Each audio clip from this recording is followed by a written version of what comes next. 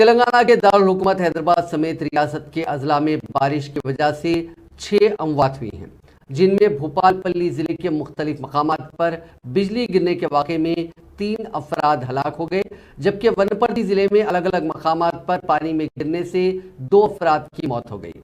इसी तरह हैदराबाद में 4 साल कमसिन रेन के नाले में बह गया। गुज़िश्ता रात से जारी वक्फे की बारिश ने आज सुबह 6 बजे हैदराबाद के अलावा रियासत के कई मकामात पर शिद्दत अख्तियार कर ली। सुबह 10 बजे तक हैदराबाद और अजला के कई मकामात पर मूसलाधार बारिश हुई, जिसके नतीजे में कई नशीबी इलाके ज़ेरे आब आ गए। दोनों शहरों हैदराबाद और सिकंदराबाद के अलावा पुराने शहर के कई इलाकों की सड़कें तालाब में तब्दील हो गई और जगह जगह सड़कों पर पानी जमा हो गया, जिससे ट्रैफिक की आमद और रफ्त में शदीद मुश्किलात पेश आईं। सिद्दीपेट में औसतन 59.8 मिलीमीटर बारिश रिकॉर्ड की गई। सबसे ज्यादा बारिश नारायणरावपेट मंडल में 1.3 सेंटीमीटर और सबसे कम बारिश बेजंकी मंडल में 37.8 मिलीमीटर रिकॉर्ड की गई।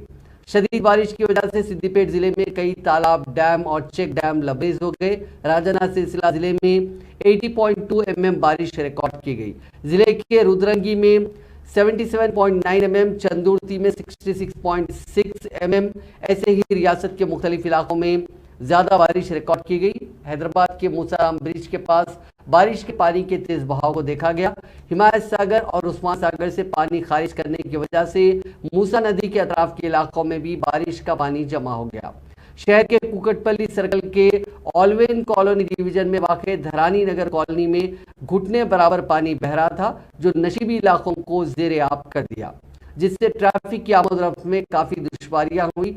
मिर्चल जिले के गुंडला पोचमपल्ली महसमा गुड़े के तहत वाक़ कई अपार्टमेंट्स में सैलाब का पानी दाखिल हो गया।